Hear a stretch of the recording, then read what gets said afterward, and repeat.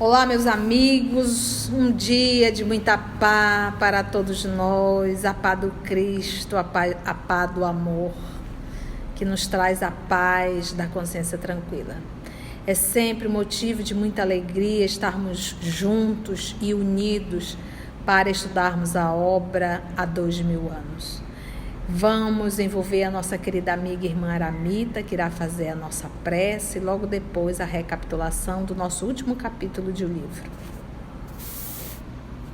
Senhor Jesus, obrigada por esta oportunidade de estarmos reunidos em Teu nome, estudando as lições, os aprendizados que essa obra magnífica traz a cada um de nós. Ajuda-nos para que cada um compreenda o significado de renúncia, de sacrifício, de melhorar-se a si nas lidas diárias da vida. Ajuda-nos na tua compreensão, porque tu sabes dos séculos que procrastinamos, que desistimos, que estacionamos no meio do caminho. Ajuda-nos com as tuas bênçãos, com teu amparo, hoje e sempre, que assim seja. Na semana passada, nós vimos o desencarne de Calpurnia e antes de desencarnar, ela orientou que Públio Lentulus se reconciliasse com Lívia, que ela disse que tinha cometido um engano, que Lívia era pura, era inocente e que ela se arrependia dos conselhos que ela tinha dado para o Públio e de ter se afastado da amiga. E ela disse para o Públio logo se reconciliar, só que ele quer esperar, que ele vai ser homenageado daqui a uma semana, e daqui a uma semana ele vai se reconciliar.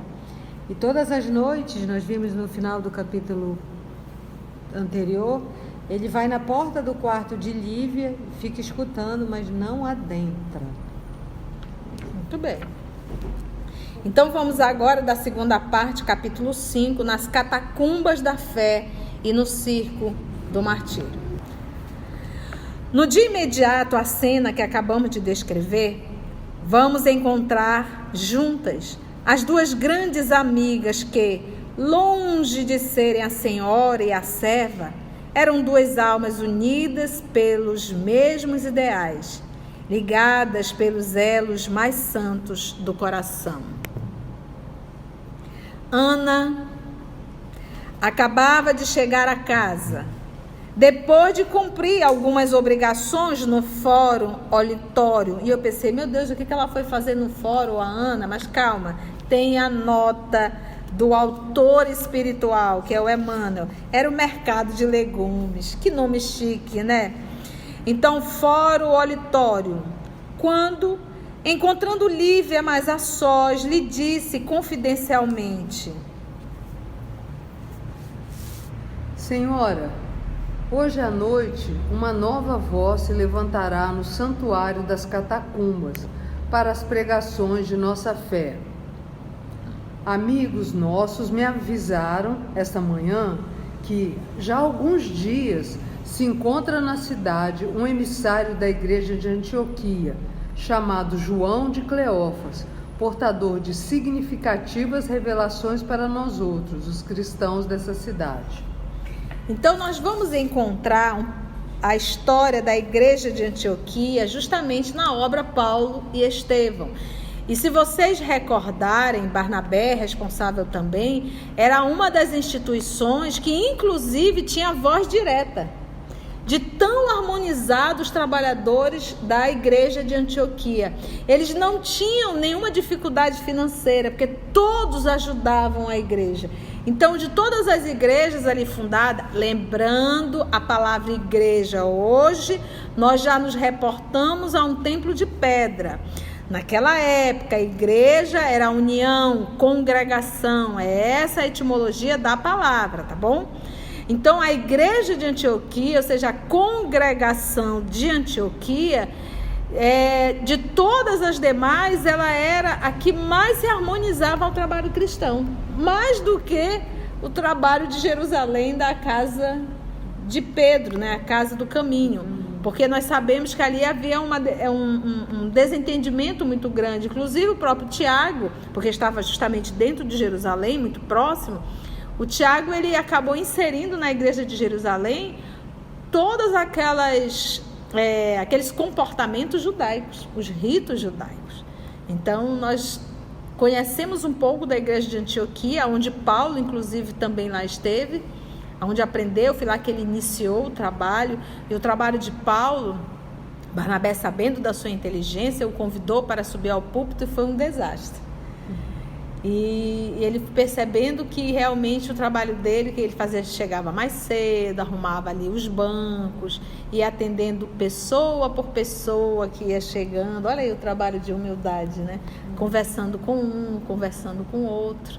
Então, essa era a igreja de Antioquia. E esse irmão que vai palestrar em Roma é João de Cleófas.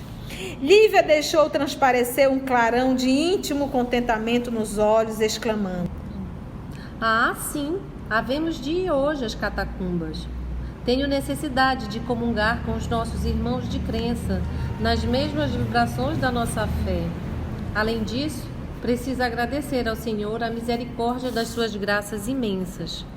E, elevando um pouco a voz, como se desejasse comunicar à amiga o santo júbilo de suas esperanças mais íntimas, exclamou com terno sorriso a lhe irradiar no semblante calmo: Ana, desde a morte de Calpurnia, noto que Públio está mais sereno e mais esclarecido. Nestes últimos dias, tem-me dirigido a palavra com a ternura de outros tempos, havendo-me afirmado ainda ontem que seu coração me reserva doce surpresa para amanhã, depois da sua vitória suprema na vida pública. Sinto que é muito tarde para que seja novamente feliz neste mundo, mas, em suma, estou intimamente satisfeita, porque nunca desejei morrer em desarmonia com o companheiro que Deus me concedeu para as lutas e alegrias da vida. Acredito que nunca me perdoará o crime de infidelidade que julga haver eu praticado há 25 anos, mas choro de contentamento a reconhecer que Públio me sente redimida ante a severidade de seus olhos. E chorava comovida, enquanto a velha criada lhe afiançava com ternura. Meus irmãos, olha, o grau de evolução de Lívia é realmente algo incomum. Ela consegue compreender tanto o seu parceiro que ela já olha para ele entendendo que ele a acha uma mulher. Não, e uma mulher que o traiu. Ela saiu daquela de eu não traí.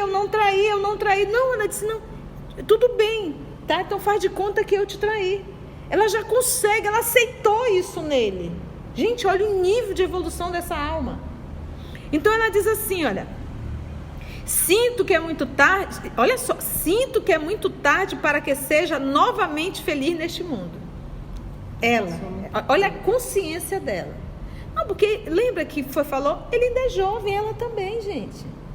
Lembra que o nosso Emmanuel falou que ele estava ali, o quê? Na sua... 55 anos. Sim, mas ele estava com a sua... No auge da sua compreensão, no vigor da sua compreensão. No vigor da... Entendeu? No vigor de suas forças. No vigor das suas forças. Então, eles estão ali, né? Mas eu acho que é porque ela já passou por muita coisa. Não. E ela já perdeu aquela inocência de ser feliz depois de tudo que aconteceu. Porque lembra o que acontece, gente? A nossa Lívia...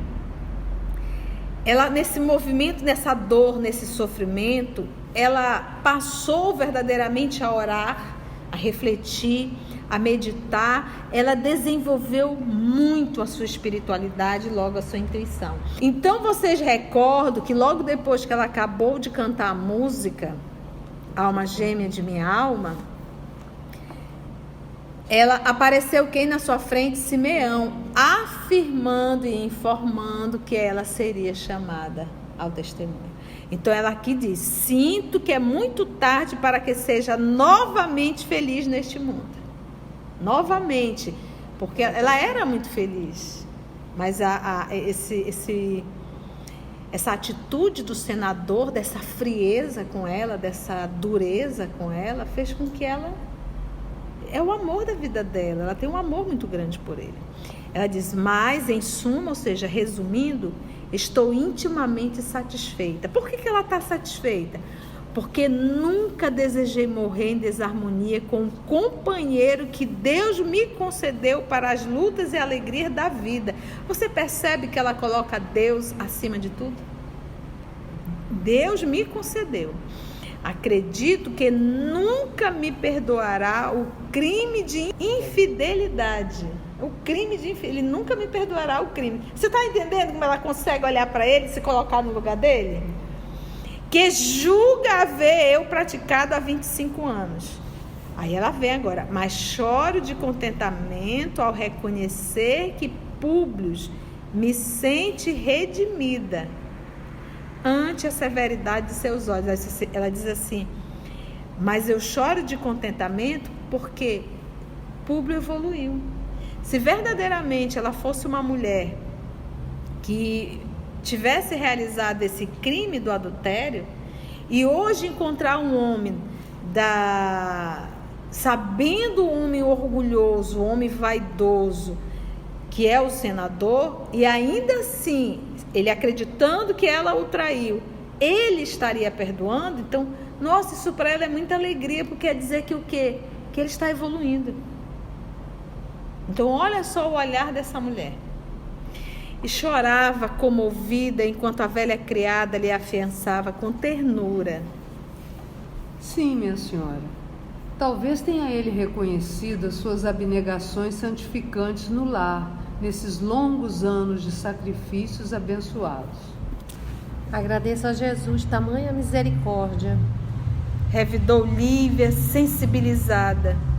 Suponho mesmo que não estou longe de partir para o mundo das realidades celestes, onde todos os sofredores hão de ser consolados. Então você vê mais uma vez a intuição da nossa querida Lívia. Intuição essa que é desenvolvida através da sua espiritualização. E depois de ligeira pausa, ela continuou. Ainda ontem, quando orava junto à cruz singela, lá no quarto, ouvi uma voz que me anunciava o reino de Jesus para muito breve. Ouvindo-a, Ana lembrou-se subitamente de Simeão e das horas que antecederam os seus sacrifícios. Mergulhando-se em dolorosas cismas, suas recordações remontavam ao passado longínquo, quando a voz de Lívia novamente a despertou nestes termos. Ana, dizia com as heróicas decisões da sua fé. Não sei como serei chamada pelo Messias, mas na hipótese da minha breve partida, peço-te continuares nesta casa, no teu apostolado de trabalho e sacrifícios, porque Jesus há de abençoar-te os labores santificantes. A antiga serva dos Lentulus queria dar novo rumo à conversação pungente e exclamou com a serenidade criteriosa que lhe conhecemos. Senhora, sabe Deus qual de nós partirá primeiro? Esqueçamos hoje esse assunto para pensar tão somente nas suas santificadas alegrias. E, como para encerrar a angustiada impressão daquela palestra íntima, rematou, perguntando confidencialmente. Então, iremos hoje às catacumbas? Sim, fica combinado. À noitinha, partiremos para as nossas orações e carinhosas lembranças do Messias Nazareno. Tenho necessidade desse desafogo espiritual após os longos meses que estive retida junto da minha nobre Calpurnia. Além disso, desejo pedir aos nossos irmãos que orem comigo por ela, testemunhando ao mesmo tempo ao Senhor meu sincero agradecimento pelas suas graças divinas. Ao partirmos, peço-te me atives a memória, pois quero levar ao novo apóstolo uma doação destinada à igreja de Antioquia. Se amanhã Públio vai receber o supremo galardão do homem do mundo, quero rogar a Jesus não lhe abandone o coração intrépido e generoso para que as vaidades da terra não o inibam de buscar algum dia o reino maravilhoso do céu. Assim, entendidas, separaram-se na pressa, dos trabalhos domésticos E enquanto o senador, durante todo o dia, tomava providências numerosas para que nada faltasse ao brilho pessoal do seu grande triunfo no dia imediato, Lívia passava as horas de alma voltada para o Cristo em preces fervorosas. À noitinha, consoante combinaram, lá se foram à secreta reunião das práticas primitivas do cristianismo. Todos os servos graduados do palácio viram-nas sair, sem preocupação nem surpresa. Em todo o longo período da moléstia de Calpurnia, Lívia e Ana nunca mais haviam fixado a sua presença no interior do lar, e não seria de estranhar que ambas houvessem deliberado buscar a residência dos severos naquela noite, de onde, possivelmente, não voltariam senão no dia seguinte, depois de confortarem o espírito abatido de Flávia no desdobramento de seus fadigosos encargos domésticos. Então, o que os funcionários... E lembra que não é qualquer um funcionário, eram os servos graduados do palácio. Viram as duas sair, mas qual foi a ideia deles? Primeiro que elas saíram muito no período que a Calpurnia estava doente. Então, devem estar indo visitar a Flavinha, vão passar a noite lá e vai acabar dormindo lá. Então, eles não se preocuparam com o destino delas e se iriam voltar. E imagina, eles também não perguntaram, elas também não falaram. Eu até costumo dizer sempre lá em casa. Não paro mesmo, eu digo sempre lá em casa. Avisa para onde vai. Acontece alguma coisa, a gente não sabe aonde procurar. Foi assim que as horas passaram, tranquilas e descuidadas. E quando o senador se aproximou dos aposentos da esposa, porque vocês recordam que ela disse, me peça tudo, menos não me tire a liberdade de praticar a fé cristã. E ele concedeu. Então, não está fazendo nada aqui de errado. E quando o senador se aproximou dos aposentos da esposa, antegozando as profundas alegrias esperadas para o dia seguinte, presumiu no pesado silêncio ali reinante a significação do seu calmo repouso nas asas leves e cariciosas do sono, imaginando que Lívia descansava na paz soberana da noite. Públio Lentulus recolheu-se ao seu gabinete particular com um cérebro repleto de radiosas esperanças, no propósito de se penitenciar de todos os seus erros do passado. Lívia, porém, em companhia de Ana, aproveitara-se das primeiras sombras da noite para atingir as catacumbas. Passava das 19 horas, quando ambas se ocultavam entre as pedras abandonadas que davam acesso aos subterrâneos, onde se amontoava a velha poeira dos mortos. Num vasto espaço abobadado, que servira outrora as assembleias da cooperativa funerárias, reunia-se grande número de pessoas em torno da figura simpática e generosa do culto pregador, que chegava da Síria distante. A um canto, erguia-se improvisada tribuna, para onde, daí a minutos, subia João de Cleófas, dentro do halo de doçura que lhe aureolava a singular individualidade. O apóstolo de Antioquia trazia à cabeça os primeiros cabelos brancos e toda a sua figura estava saturada de forte magnetismo pessoal, que ligava intimamente a sua personalidade a quantos se lhe aproximavam, levados pela doce afinidade da crença e dos sentimentos profundos.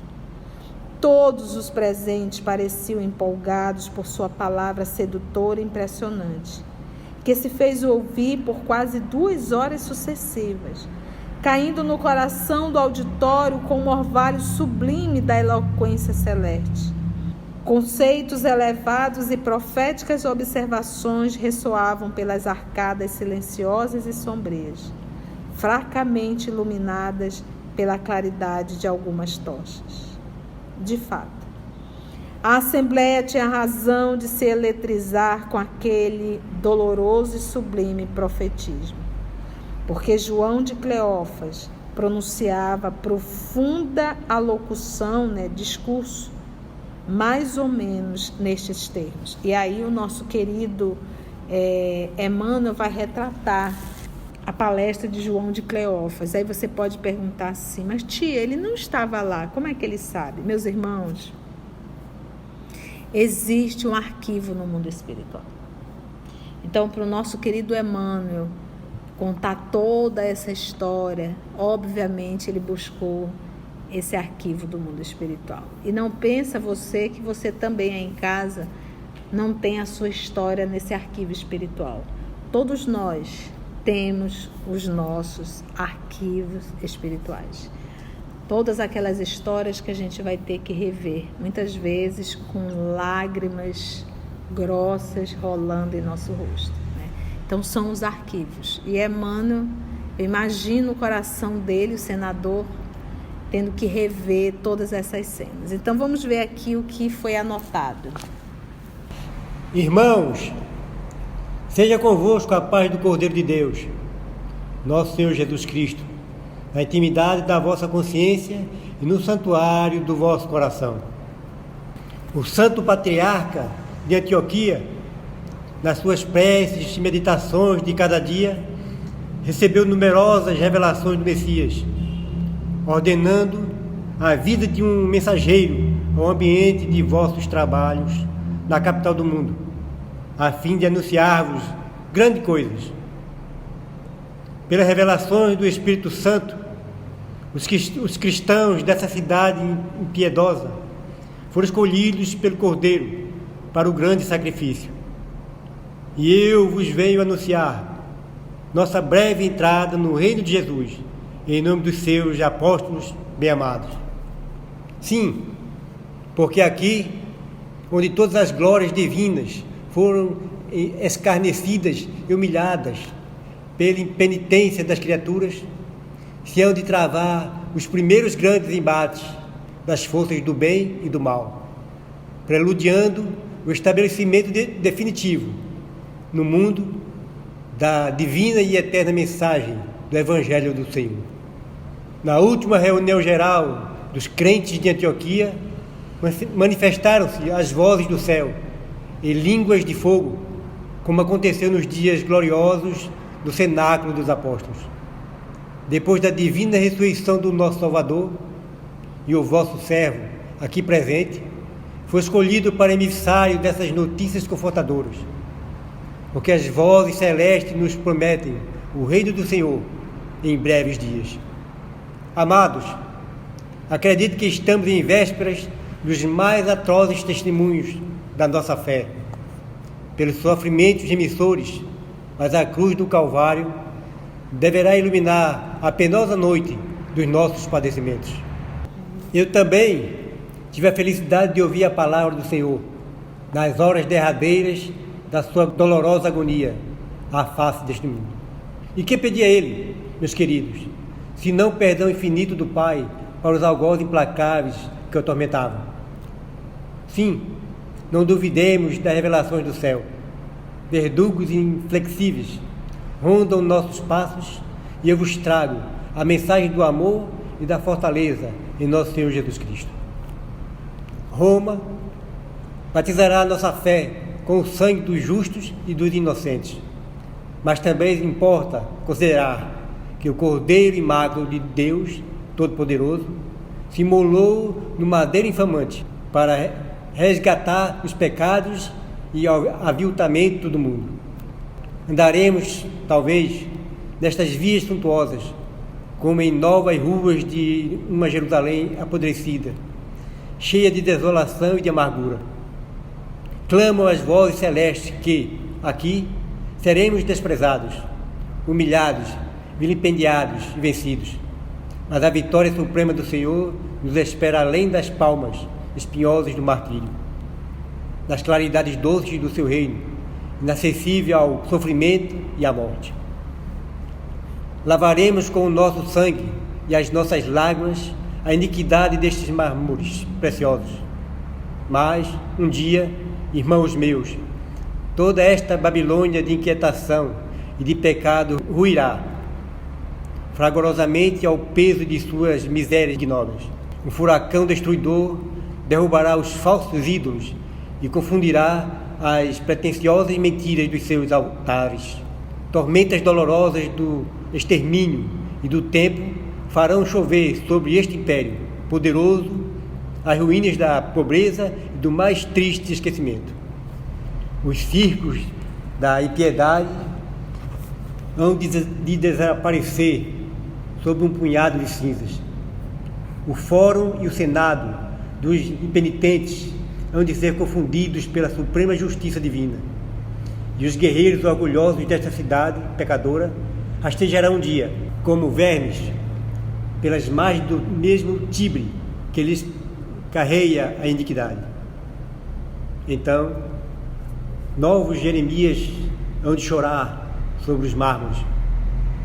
A piedosa luz da noite, tuosos palácios destas colinas soberbas e formosas cairão em penoso tovelinho de assombros, e sobre os seus monumentos de orgulho, de egoísmo e de vaidade gemerão os ventos tristes das noites silenciosas e desertas. Felizes todos daqueles que chorarem agora por amor ao Divino Mestre. Venturosos todos os que derramarem seu sangue pelas sublimes verdades do Cordeiro, porque no céu existem as moradas divinas para os bem-aventurados de Jesus. Falava a voz suave e terrível do emissário da igreja de Antioquia, e suas palavras ressoavam no profundo silêncio das abóbadas ermas, distantes, né? Abóbadas é como se fosse assim um céu, tá, gente? Cerca de 200 de pessoas ali se encontravam, ouvindo atentamente. Gente, quase 200 pessoas. Quase todos os cristãos presentes choravam embevecidos. No íntimo das almas pairava uma exaltação suave e mística, fazendo-lhe sentir as doces emoções de todos aqueles apóstolos anônimos que tombaram nas arenas ignominiosas dos circos, para cimentar com sangue e lágrima a edificação da nova fé. Depois das profecias singulares e dolorosas, que encheram todos os olhares de clarões indefiníveis de alegria interior, na antevisão do glorioso reino de Jesus, João foi consultado por numerosos confrades a respeito de vários assuntos de interesse geral para a marcha e desenvolvimento da nova doutrina, tal como acontecia nas primitivas assembleias do cristianismo nascente, e a todos atendia com as mais francas expressões de bondade fraterna. Interpelado por um dos presentes quanto ao motivo de sua alegria radiosa, quando as revelações do Espírito Santo anunciavam tão grandes provações e tantos padecimentos, o generoso emissário respondeu com sublime otimismo: Sim, meus amigos, não podemos esperar senão o sagrado cumprimento das profecias anunciadas, mas devemos considerar com júbilo que, se Jesus permite aos ímpios a realização de monumentos maravilhosos, como os desta cidade suntuosa e apodrecida, que não reservará Ele, na sua infinita misericórdia, aos homens bons e justos, nas claridades do seu reino. Aquelas respostas consoladoras caíam na alma da numerosa assembleia como bálsamo dulcificante. Palavras de amor e saudações afetuosas eram trocadas entre todos com as mais doces demonstrações de júbilo, alegria e fraternidade. Lívia e Ana tinham um clarão de alegria íntima a lhes brilhar nos olhos calmos. Ao fim da reunião, todos se levantaram para as preces singelas e espontâneas das primitivas lições do cristianismo em fontes puras. A voz do emissário de Antioquia ainda uma vez se fez ouvir brilhante e clara. Pai nosso, que estás nos céus, santificado seja o vosso nome. Venha a nós o vosso reino de misericórdia. Seja feita a vossa vontade, assim na terra como nos céus. E nós vamos fazer o seguinte: a palestra do nosso irmão João Cleófas é rica, riquíssima de lições para todos nós cristãos. Então, nós iremos hoje encerrar o nosso estudo e a próxima semana nós iremos voltar nessa palestra para nós estudarmos toda essa palestra ponto a ponto.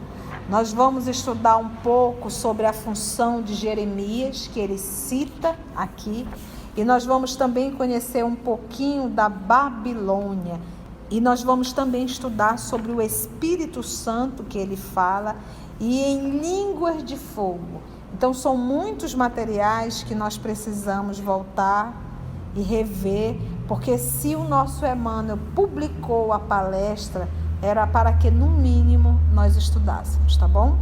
Então, vamos hoje agradecer muito a Deus nosso Pai por ter ouvido essa palestra, mas nós vamos agora realmente parar e vamos retornar ponto a ponto para estudarmos essas lições. E nós iremos nos sentir verdadeiramente lá, juntos com Ana e juntos com Lívia. Irmãos em Cristo, nós agradecemos infinitamente a espiritualidade amiga que nos conduziu, em nome do nosso Cristo Jesus e de Deus nosso Pai. A nossa prece hoje será em forma de música, agradecendo como outrora os cristãos que entravam nas arenas cantando. Então nós vamos fazer a nossa oração do Pai Nosso. Um grande abraço da tia e vamos cantar juntos, nós aqui e você aí. E será a nossa prece de encerramento. Pai que estás nos céus, na luz dos sóis, Pai de todos nós, santificado sejas, que em todo o universo exprime amor e luz. Venha ao nosso coração, vosso reino de bondade, paz e caridade. Seja feita a tua vontade, tanto na terra quanto em toda parte. Afasta de nós todo mal e nos dê a luz do pão espiritual. Pai, perdoa-nos, enfim, e faz nascer em mim a luz do seu amor. Seja assim.